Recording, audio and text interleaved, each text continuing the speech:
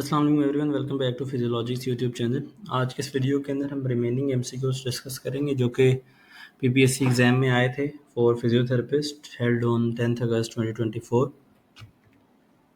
MCQ number 51 की अगर हम बात करें, so it was painless and weak contraction of the muscle indicates which of the following options were major lesion, no lesion, minor lesion और complete rupture. And the correct option was complete rupture. It is basically the classification given by Sirius to the resisted isometric contraction of muscles कि अगर आप muscles की contraction करवा रहे हैं तो lesions को आप कैसे डिफ्रेंशिएट करेंगे। तो अगर आपकी जो मस्कुलर कॉन्ट्रैक्शन है वो पेनलेस है और स्ट्रॉन्ग है, इसका मतलब है there is no lesion, that is option B. अगर आपकी जो कॉन्ट्रैक्शन है वो पेनफुल है लेकिन स्ट्रॉन्ग है, then there is minor lesion, option C.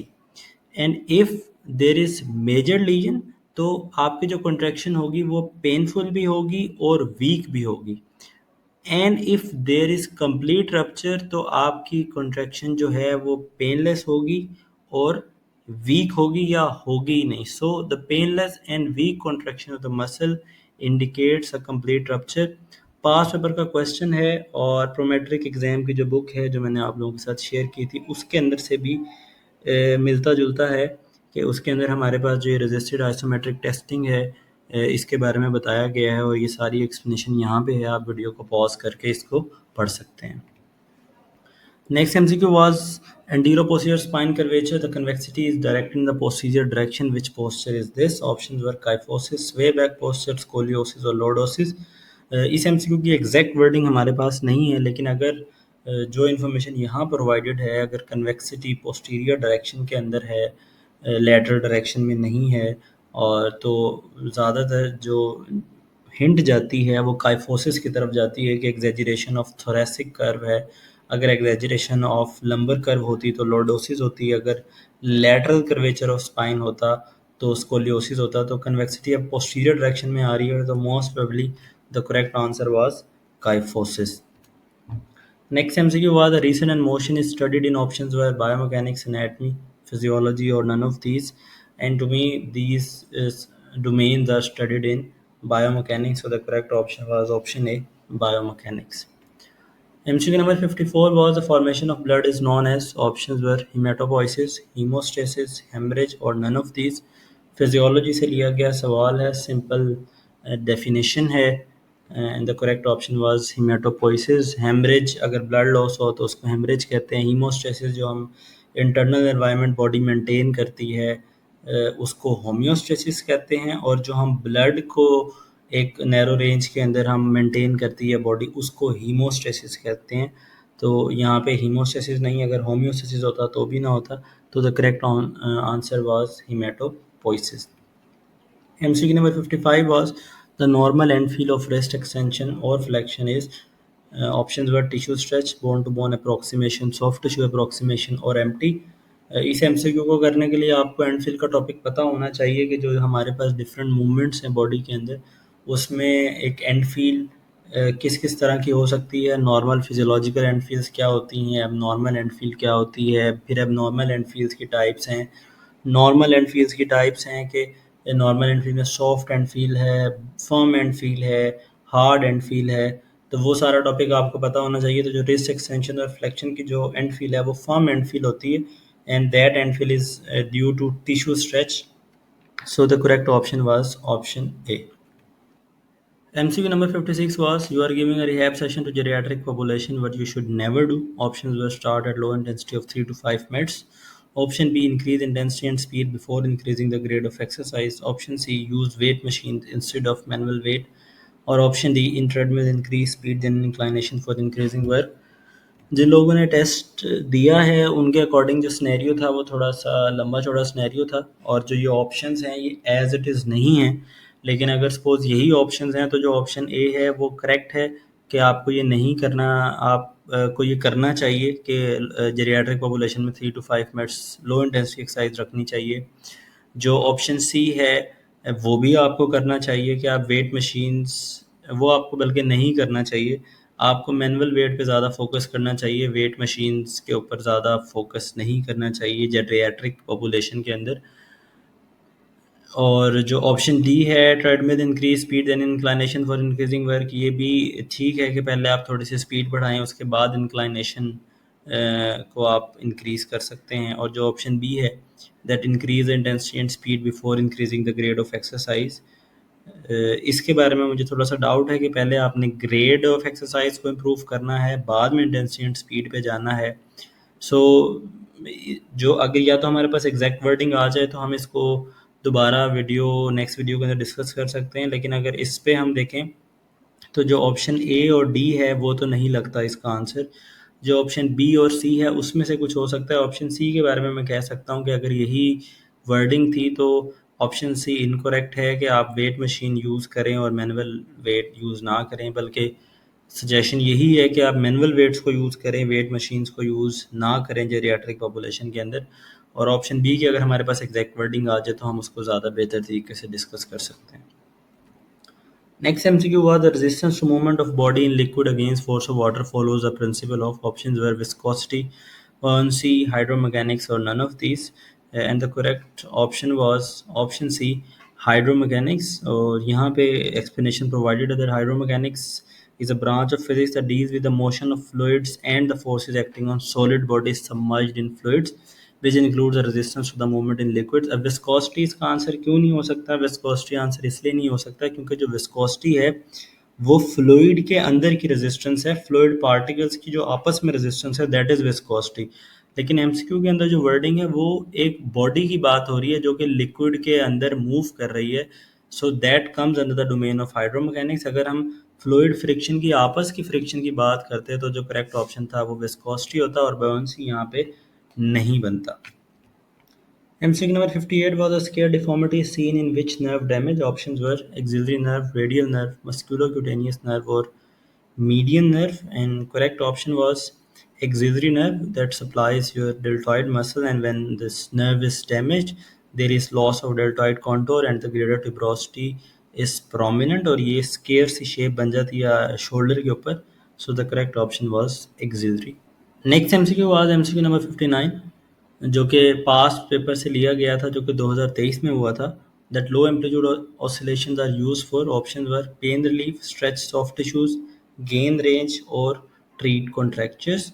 And the correct answer was option A, pain relief. अगर आप मेटलैंड और कैल्टनबोर्न के ग्रेड्स ऑफ मोबिलाइजेशन को पढ़ें तो उसमें ये बात क्लियर कट लिखी है, जो इनिशियल ग्रेड्स हैं ग्रेड 1 2 वो पेन रिलीफ के लिए यूज़ होते हैं, जिसके अंदर एम्पलीट्यूड होता है वो लो होता है और ऑसिलेटरी मूवमेंट्स दी जाती हैं। अगर आपने सॉफ्ट टिश्यू को स्ट्रेच करना है और अल्टीमेटली रेंज को गेन करना है तो आपका जो एम्पलीट्यूड है वो भी थोड़ा सा हाई होता है और वो जो एडवांस ग्रेड्स हैं उसमें यूज़ की जाती है। तो पेन रिलीफ के लिए लो एम्पलीट्यूड ऑसिलेशन या ग्रेड 1 और 2 की ऑसिलेशन हम कह सकते हैं वो हम यूज़ करते हैं। Next MCQ again past paper से लिया गया था 2023 के, जो कि specialise health care medical education department की जो सीट्स आई थी 107 उसमें आया था ये सवाल। That you are seeing a female patient on her third post op day following C section, which of the following exercises is contraindicated at this stage? Options were diaphragmatic breathing, option B pelvic floor muscle exercise, option C leg lifts and option D heel slides. तो ज़्यादा जो आपने focus करना है वो इस बात पे करना है कि जो आपका पेशेंट है प्रेग्नेंट फीमेल है जिसका सी सेक्शन हुआ है और सी सेक्शन के बाद आपकी कौन सी एक्सरसाइज हैं जो कि कॉन्ट्रा इंडिकेटेड हैं। तो डायफ्रेगमेटिक ब्रीदिंग हम रेकमेंड करते हैं, pelvic floor muscle exercise recommend करते हैं क्योंकि पेल्विक फ्लोर मसल वीक होते हैं, हील स्लाइड्स भी हम रेकमेंड करते हैं ताकि नी और हिप की जो रेंज ऑफ मोशन है वो इम्प्रूव हो। जो चीज़ हम नहीं रेकमेंड करते that is your leg lifts या उसको स्ट्रेट लेग रेजेस कहते हैं जिससे डायरेक्ट एब्डोमिनल मसल्स के ऊपर स्ट्रेस पड़ता है। So the correct option was option C. Next MCQ again 2023 के पास पेपर में से था that regarding cold pack versus hot pack treatment which statement is false? Options were cold packs penetrate more deeply than hot pack, option B cold increases the viscosity of fluid and heat decreases the viscosity of fluid, option C cold decreases span by decreasing sensitivity to muscle spindles and heat decreases span by decreasing nerve conduction velocity, option D cold decreases the rate of oxygen uptake and heat decreases the rate of oxygen uptake। And the correct option was option C. अगर आप बाकी options को देखें तो cold बाकी heat से ज़्यादा hot pack से ज़्यादा डीपली पेनिट्रेट करता है, यहाँ पे हीट की बात नहीं हो रही, हॉट पैक की बात हो रही है, वरना आप ये आर्ग्यू कर सकते हैं कि जो डायथर्मी है वो ज़्यादा डीपर पेनिट्रेट कर जाती है कोल्ड पैक से। लेकिन अगर हम हॉट पैक और कोल्ड पैक का कंपैरिजन कर रहे हैं तो कोल्ड की पेनिट्रेशन ज़्यादा है। तो ये स्टेटमेंट हमारी ठीक है। दो जो ऑप्शन बी है, cold increases the viscosity of fluid and heat decreases the viscosity of fluid, ये ऑप्शन भी हमारी ठीक है, क्योंकि हीट कॉजेज बेसिकली वेजोडाइलेशन, और वेजोडाइलेशन के बाद जगह पे ब्लड फ्लो इंक्रीज कर जाता है। जो ऑप्शन डी है जिसमें है कि cold decreases the rate of oxygen Uptake and heat decreases the rate of oxygen Uptake, ये बेसिकली यहाँ पे इंक्रीज आना चाहिए, ये गलत लिखा हुआ है। तो ये जो ऑप्शन डी यहाँ पे अगर हम इंक्रीज का वर्ड यूज़ करें तो ये ऑप्शन भी ठीक है।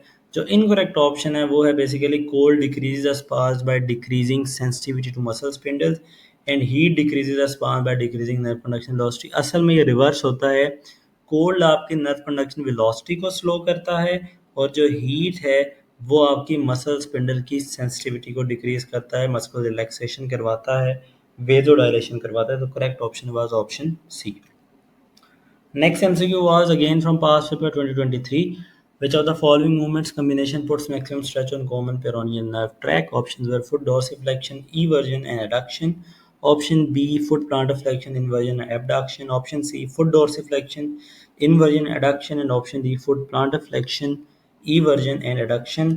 And to me, the correct option was foot plantar flexion, inversion, and abduction. या इसका मुझे कन्फ्यूजन है इसके अंदर कि या ये एबडक्शन है या एडक्शन है। I am sure about foot planter flexion inversion movement, but I am not sure about the adduction और एबडक्शन मूवमेंट। तो अगर आप श्योर हैं तो आप कमेंट सेक्शन के अंदर बता सकते हैं। तो planter flexion inversion dead sure है इसका आंसर था, लेकिन एबडक्शन के साथ मिलाना है या एडक्शन के साथ मिलाना है। I think it would be adduction, के आप फुट को इन्वर्ट जब आप मूव करेंगे इन्वर्जन के साथ तो आपकी पेरोनियल नर्व के ऊपर सबसे ज़्यादा स्ट्रेस पड़ेगा, क्योंकि वो आपके लेटरल साइड पे मौजूद है। लेकिन फिर भी आपको इसको कंफर्म करना, इस एमसीक्यू का आंसर ज़रूरी है via book. Next MCQ was a patient underwent ankle sprain for care taping to be applied in the position such that the ankle is not prone to re-injury. What should be the position? Options were dorsiflexion, eversion, adduction. Option B, dorsiflexion, eversion, abduction. Option C, plantar flexion, inversion, adduction. And option D, plantar flexion, eversion, and abduction. And to me, the correct option was dorsiflexion, eversion, and abduction. इसके लिए आपको again इसको MCQ को आपने confirm करना है, क्योंकि मैं डेड श्योर नहीं हूँ। जिस बेस के ऊपर मैं कह रहा हूँ कि ये करेक्ट ऑप्शन है वो ये है कि अगर हम एंकल स्प्रेन की बात करें तो यहाँ पे एक इन्फॉर्मेशन प्रोवाइड होनी चाहिए कि कौन सी एंकल स्प्रेन हुई है, क्या वो लेटरल एंकल स्प्रेन है या मीडियल एंकल स्प्रेन है, क्योंकि दोनों स्प्रेन के अंदर हमारी जो मूवमेंट है जो कि वो स्प्रेन कॉज करवाती है वो पैटर्न डिफरेंट। लेकिन हम अज्यूम करते हैं कि पेशेंट को लेटरल एंकल स्प्रेन हुआ है, क्योंकि सबसे ज़्यादा कॉमन यही है। तो लेटरल एंकल स्प्रेन में जो मूवमेंट है फुट की, that is your planter flexion and inversion. Planter flexion inversion जब होती है तब आपकी जो लैटरल साइड पे जो आपका लिगामेंट है उस पे उस पे स्ट्रेस आता है और वो इंजर होता है, तो हम उसे एंगल स्प्रेन कहते हैं। तो अगर आपने उस स्प्रेन को बचाना है तो जो मूवमेंट आपकी कॉज करवा रही है आप उसके ऑपोजिट साइड पे फुट को मूव कर जाएंगे। अगर प्लांटर फ्लेक्शन की वजह से हो रही है तो आप डोर्सीफ्लेक्शन में टेप करें, ताकि जब डोर्सीफ्लेक्शन में टेप करेंगे प्लांटर फ्लेक्शन हद से ज़्यादा होने लगेगी तो टेप उसको रेजिस्ट करेगी। सेम गोज फॉर इन्वर्जन, के इन्वर्जन की वजह से स्ट्रेस पड़ रहा है तो आप इवर्जन में करें, एबडक्शन में स्ट्रेस पड़ा तो एबडक्शन में करें। Again I am not sure about the abduction और एडक्शन थिंग, आप इसे कंफर्म करें और उसके बाद हमें कमेंट सेक्शन में बताएं। तो जो बाकी लोग हैं वो 62 और 63 का जो करेक्ट आंसर है वो कमेंट सेक्शन के अंदर देख सकते हैं। Next MCQ was, in which of the following positions both joint surfaces have highest surface area in contact with one another? Options were closed pack position, open pack position, resting or active rested, and the correct option was closed pack position। जिस position के अंदर हमारे पास maximum contact होता है articular surfaces का, that is known as close pack, और जहाँ पे मिनिमम कॉन्टैक्ट होता है that is known as open pack position. MCQ number 65 was, during the communication with the patient, the doctor repeated the patient's words saying that you just told me that you have numbness and weakening. What is this called? Options are funneling, paraphrasing, open-ended question or close-ended question. And the correct option is paraphrasing। ये basically behavioral sciences की book से लिया गया है question, और behavioural sciences में different techniques हैं। Communication skill का ये चैप्टर है, जिसमें जब आप पेशेंट ने जो आपको बात बताई है वही पेशेंट को दोहराते हैं और उसको बताते हैं कि क्या मैंने आपको ठीक समझा, दैट इज़ योर पैराफ्रेजिंग। और जो फनलिंग होता है, फनलिंग के अंदर आप नैरो डाउन करते हैं क्वेश्चंस को कि आपके पे इंफॉर्मेशन जो है वो ब्रॉड होती है और आप कुछ ऐसे क्वेश्चंस पूछते हो जिससे आप डायग्नोसिस की तरफ स्पेसिफिकली मूव करते हो, that is known as funnelling. Open ended question वो क्वेश्चन होता है जिसका पेशेंट कोई भी जवाब दे सकता है और उसका कोई येस नो आंसर नहीं होता।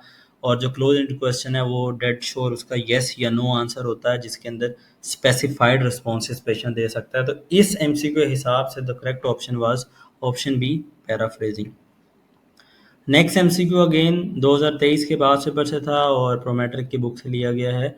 That a 43 years old man experienced right bicep rupture at musculotendinous junction. Which structure is most likely compromised? Options were Meissner corpuscles, Merkel disc, rough knee endings और GTO. And as far as I know, जो इनमें से जितने भी ये receptors दिए गए हैं, इसमें जो गोल्जी टेंडन ऑर्गन है ये टेंडन की लोकेशन के अंदर प्रेजेंट होता है, तो इसके इंजर होने के चांसेस ज़्यादा हैं, बाकी सारे टेंडन से दूर दूर होते हैं। तो GTO was a correct option. अगर हम प्रोमेट्रिक की बुक देखेंगे तो वहाँ पे एमसीक्यू कुछ इस तरह से लिखा हुआ है और उन्होंने रफनीज एंडिंग्स मेंशन किया गया करेक्ट आंसर, जो कि सही नहीं है। असल में जो इसका करेक्ट आंसर है that is your GTO। Next MCQ again past paper से था। The movement that takes place around a defined axis and indefinite plane are called. Options are functional movement, anatomical movement, coupled movement और non coupled movement. And the correct answer was option B, anatomical movement. Next MCQ again past paper से था, but ये 2022 वाले past paper से था। That which of the following properties is specific to muscle. Option were elasticity, contractility, excitability और flexibility. And the correct option to me is contractility. बाकी जो सारी फीचर्स हैं, इलास्टिसिटी, एक्साइटेबिलिटी, फ्लेक्सिबिलिटी, वो नर्व्स, टेंडन्स और उसके अलावा लिगामेंट्स, उसके अंदर कुछ कुछ ऐसे प्रॉपर्टीज़ हैं जो हर किसी के अंदर मौजूद हो सकती हैं, लेकिन जो स्पेसिफिक चीज़ है कॉन्ट्रैक्शन की, वो स्पेसिफिक है to your muscles. So the correct option was option B, contractility. Next MCQ again past paper से है, प्रोमेट्रिक एग्जाम की बुक से लिया गया है। Therapist is evaluating a patient in ICU. The therapist notices that the patient is moving his hands and fingers in a slow and rhythmic motions. Which of the following terms best describes this type of movement? Options were Bellismus, chorea, athetosis, led by rigidity, and the correct option was option C, athetosis. ये उस book का screenshot है Prometric का, जहाँ से ये MCQ as it is copy paste किया गया है। आप इसको पॉज करके इसकी एक्सप्लेनेशन और बाकी चीज़ें पढ़ सकते हैं। Next MCQ was what is the importance of a literature review? Options were finding the gap within the existing literature. Option B, overviewing the existing literature. Option C, avoiding duplication. And option D, all of these. And the correct option was option D, all of these. Literature review इन सारी चीज़ों के लिए अहम है। Literature gap find out करने के लिए, existing literature को ओवरव्यू करने के लिए और डुप्लीकेशन को अवॉइड करने के लिए, ये सब कामों के लिए लिटरेचर रिव्यू यूज होता है। So the correct option was option D. Next MCQ again past paper से लिया गया था। That you are seeing a spinal cord injury patient who has 60-degree knee flexion contraction and is at risk of developing decubitus ulcer. Which of the following instructions you will not give to the patient's family? Options were keep the patient's wound clean and dry. Option B, keep the foot pads of wheelchair high. Option C, never use sliding board to shift patient from the wheelchair to bed. And option D, provide cushion on wheelchair seat.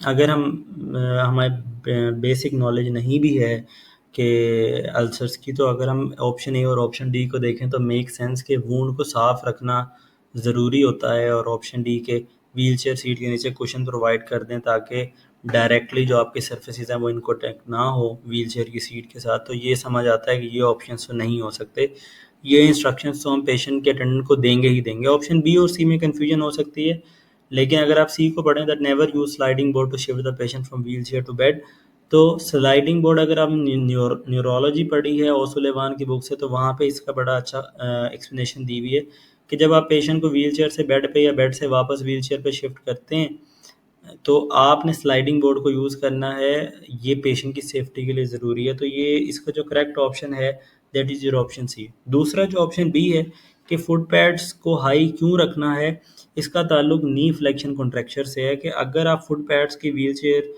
के foot pads को बहुत ज़्यादा नीचे रखेंगे तो खुद imagine करें कि आपके नी के ऊपर फ्लेक्शन मूवमेंट ज़्यादा होगी। फ्लेक्शन मूवमेंट ज़्यादा होगी तो वो कॉन्ट्रैक्चर और वर्स से वर्स हो जाएगा। जितना आप जो फुट पैड्स हैं उनको हाई रखेंगे तो नी एक्सटेंशन की तरफ मूव करेगा, तो आप कॉन्ट्रैक्चर्स को जिस हद तक हो गए हैं उसके आगे बढ़ने से प्रिवेंट कर सकते हैं। एमसीक्यू नंबर 72 जो कि पास पेपर से आया था और प्रोमेट्रिक एग्जाम की बुक से लिया गया है, that a therapist is treating a patient with spinal cord injury, therapist is discharging the patient after completion of all physical therapy goals. One of the long-term completed goals involved the ability to dress and bath independently with assisted device. This would be a most challenging but obtainable goal for which of the following options were C5 quadriplegia, C7 quadriplegia, T1 paraplegia और C4 paraplegia। इसका जो answer है उसके बारे में I am not that much sure, लेकिन अगर हम प्रोमेट्रिक एग्जाम की बुक से देखें तो वहाँ पे जो उन्होंने दिया है दैट इज़ योर C5 क्वाड्रिप्लीजिया, और जो इसका रेशनल दिया गया है कि C5 क्वाड्रिप्लीजिया में जो लीजन है उससे फ्रेनिक नर्व अफेक्ट नहीं होती जो कि डायाफ्राम को अफेक्ट करती सप्लाई करती है and it supply musculocutaneous nerve and tricep muscle. तो ये इसकी मुझे कोई लॉजिक समझ नहीं आती कि ये क्या कहना चाह रहे हैं, क्योंकि एज़ पर माई नॉलेज अगर हम इन चारों ऑप्शंस को देखें तो जो हमारा स्किल है जिसको हम अचीव करना चाहते हैं वो इंडिपेंडेंट असिस्टिव डिवाइसेस के साथ इंडिपेंडेंट उसने कुछ गोल्स अचीव कर रहे हैं। जिस गोल के अंदर जो चीज़ें उन्होंने हमें बताई हैं वो है कि वो ड्रेसिंग खुद कर ले और बात को खुद मैनेज कर ले। तो अगर हम में देखें C5 C7 C4 तो ये जो सारे हैं ये सर्वाइकल लेवल के ऊपर लीजन्स हो रहे हैं, और अगर आप ब्रेकियल प्लेक्सस को माइंड में लेकर आएँ तो C5 C6 C7 C8 T1 यहाँ पे सारी ये जो नर्व रूट्स हैं ये ब्रेकियल प्लेक्सस बनाते हैं और brachial plexus is responsible for supplying your upper limb. तो अगर हमारा सर्वाइकल पे किसी भी लेवल पे मसला हो रहा है तो सर्वाइकल पे मसला होने की वजह से ब्रेकियल प्लेक्सस पे इंजरी आएगी। ब्रेकियल प्लेक्सस अगर नर्व रूट ही पीछे से नहीं आ रही तो अपर लिम्ब की जो मूवमेंट्स हैं उनके अंदर मसला आएगा। तो मेरे मुताबिक मैंने लास्ट टाइम वीडियो के अंदर भी ये डिस्कस किया था कि T1 पैराप्लेजिया समझ आता है कि T1 अगर पैराप्लेजिया है तो T1 पैराप्लेजिया के अंदर हमारे पास लोअर लिम्ब की सेंसेशंस चली जाएंगी, थोरैक्स वगैरह की, और मसला होगा, लेकिन जो अपर लिम्स हैं वो बच जाएंगे। लेकिन अगर आप स्टेटमेंट में देखें, ऑप्शन में देखें, क्वाड्रिप्लीजिया की बात करें तो अगर क्वाड्रिप्लीजिया हो ही गया है, चारों लिम्ब पैरालाइज हो चुके हैं, तो फिर हम कैसे वो गोल को अचीव कर सकते हैं। अगर क्वाड्री पैरासिस कह रहे होते तो शायद हम इसको सोचते। तो to me T1 paraplegia is the correct option. Book के अंदर कुछ और दिया गया है, अगर आपकी कुछ और थॉट्स हैं इसको लेकर please do let us know in the comment section. Next MCQ was which one of the following is not a search engine? Options were Google, Yahoo, Bing or Macintosh, and the correct option was Macintosh। ये basically किसी computer का नाम है bye Apple, और बाकी जो Google, Yahoo और Bing हैं ये सब के सब सर्च इंजन हैं। Next MCQ was 74 past paper से लिया गया था। Which of the following is an indication of for pulmonary suctioning? Option were dry cough, breath sound and wet rales, and option C respiratory distress और option D all of the above. इसके बारे में मैं dead sure नहीं हूँ क्योंकि जो statement है जो ऑप्शंस दी गई हैं उसके बारे वो कंफ्यूजिंग सी हैं कि breath sound and wet rales आ रहे हैं, इसका मतलब है सिक्रेशंस हैं, तो हम चेस्ट फिजियोथेरेपी करवा के उसकी सक्शनिंग करेंगे। लेकिन रेस्पिरेटरी डिस्ट्रेस की अगर हम बात करें तो रेस्पिरेटरी डिस्ट्रेस की कॉज पता होनी चाहिए कि डिस्ट्रेस किस वजह से हो रहा है। नीमोथोरैक्स भी हो सकता है, नीमोथोरैक्स की वजह से रेस्पिरेटरी डिस्ट्रेस है तो भी सक्शनिंग का कोई फ़ायदा नहीं है। कोई और रीज़न है अगर तो एयरवे के अंदर सिक्रेशंस हैं उसकी वजह से डिस्ट्रेस है, that could be an indication. Dry cough जो है वो अगेन फिर कंफ्यूजिंग सी है कि ड्राई कफ वो इस सेंस में ऑप्शन हमसे पूछ रहा है कि अंदर स्पूटम है ही नहीं, ड्राई कफ आ रही है तो आप करोगे वो सिक्रेशन सक्शनिंग, या ड्राई कफ आप इसको कह रहे हैं कि अंदर सिक्रेशंस जमा हुई हैं और वो जब वो कफ करता है तो वो बाहर नहीं आ रही तो आपने उसको बाहर निकालना है। तो कंफ्यूजिंग सी स्टेटमेंट है। तो it could be option D all of the above और it could be just option B. आप क्या सोचते हैं? Do let us know in the comment section. Next MCQ was Hoffman sign is similar to Babinski sign in which there is flexion of thumb when the middle phalanx nail is tapped or flickered. It is positive in options were upper motor neuron lesion, lower motor neuron lesion, muscular dystrophy और cardiovascular problems। जिस तरह से बेम्बिन्स्की sign हमें upper motor neuron lesion में मिलता है, इसी तरह हॉफमैन साइन भी हमें अपर मोटर न्यूरॉन लीजन में ही मिलता है। Next MCQ was the second step of EVP is options were formulating questions, option B finding evidence, option C appraisal of evidence, and option D criticizing results. Evidence based medicine की book से MCQ लिया गया है and the correct option was finding evidence. Next MCQ was again from past paper. You are conducting a research for your undergrad degree. Distribute questionnaire in office workers. Ask them to fill forms at their ease and send them back to you. This type of study design is options were cross-section study, RCD survey और questionnaire. Statement के बारे में I am not dead sure कि ये exact statement थी क्योंकि इसमें दोनों ऑप्शंस बन सकते हैं. It could B cross section study, it could B survey. Cross section study ऐसी ही नॉन एक्सपेरिमेंटल या ऑब्जर्वेशन स्टडी को कहते हैं जिसमें आप सिंगल टाइम में डाटा कलेक्ट करते हैं और डाटा कलेक्ट करके आप उसे एनालाइज कर लेते हैं. बट सर्वे भी समवट सिमिलर ही है. आप क्वेश्चनर्स देते हैं, फिल करवाते हैं और उसको एनालाइज करते हैं. तो अगर हमें स्टेटमेंट कंफर्म हो जाए तो हम आंसर बता सकते हैं डेड श्योर. लेकिन अगर सपोज हमने कहा कि हमने क्वेश्चनर्स दिए और उन्होंने उसी वक्त फिल किए और हमें वापस दे दिए, it could be a cross sectional study. Next MCQ 78 was which of the following is not a part of multidisciplinary team? Options were occupational therapist, physiotherapist, psychologist, or dental technician. And the correct option was option D, dental technician. Next MCQ was which of the following is a database of physiotherapy? Options were PubMed, Pedro, Cochrane और Google Scholar. Evidence based medicine से लिया गया है MCQ. जो लोग research करते हैं या रिसर्च के बारे में नॉलेज रखते हैं उनको पता है कि इसमें जो पेड्रो है, PEDRO, that is physiotherapy evidence database. और बाकी जो हैं वो उसके अंदर फिजियोथेरेपी के आर्टिकल्स होते हैं लेकिन वो स्पेसिफिक डेटाबेस नहीं है. Specific database is just Pedro. Next MCQ was again from past paper that you are assessing a 18-year-old female patient. You measure the leg length bilaterally from anterior superior iliac spine to medial malleolus and find no difference. But when you measure the leg length from umbilicus, there is leg length discrepancy. What could be the cause? Options were scoliosis, fracture of femur, kyphosis, or none of these. And to me the correct option was scoliosis. और इसकी explanation दी गई है कि क्योंकि जब हम ASIS से major कर रहे हैं मेडियल मेडुलस तक तो कोई डिफरेंस नहीं है, लेकिन जब हम अम्बलाइकस से मेजर कर रहे हैं तो डिफरेंस है. इसका मतलब है कि ये जो डिफरेंस आ रहा है ये एक्चुअल लेग लेंथ डिस्क्रिपेंसी नहीं है बल्कि पेल्विस की अलाइनमेंट चेंज होने की वजह से हमें लेग लेंथ चेंज मिल रही है और वो जो पेल्विस की अलाइनमेंट है that could be due to scoliosis. So basically that were first 80 MCQs from PPSC. अब जो रिमेनिंग 20 MCQs हैं उनकी हमारे पास कुछ स्टेटमेंट्स हैं लेकिन वो डेड श्योर स्टेटमेंट्स नहीं हैं. तो मैं उस पर करंटली काम कर रहा हूँ और अगर आप में से जो भी वीडियो देख रहा है वो उसको MCQs को कंपाइल करने में हेल्प कर सकता है तो वो हमें व्हाट्सएप पे कांटेक्ट कर सकता है. I will share the file with him और हर और वो स्टेटमेंट्स को कंप्लीट करने में हेल्प करे तो हम जो पार्ट 3 होगा इस वीडियो का उसके अंदर वो रिमेनिंग 20 MCQs को डिस्कस करके टोटल 100 MCQs हम समराइज करके एक फ़ाइल बना लेंगे डॉक्स फॉर्मेट के अंदर जो कि शेयर की जा सकती है आने वाले कैंडिडेट्स के लिए जब भी PPSC सीट्स अनाउंस करेगी. तो आप लोगों की अगर कोई सजेशंस हैं या कमेंट्स हैं तो आप कमेंट सेक्शन में बता सकते हैं या डायरेक्टली हमें व्हाट्सएप पे कांटेक्ट कर सकते हैं. सो इंशाल्लाह नेक्स्ट वीडियो के अंदर मिलते हैं. तब तक के लिए अल्लाह हाफ़िज़.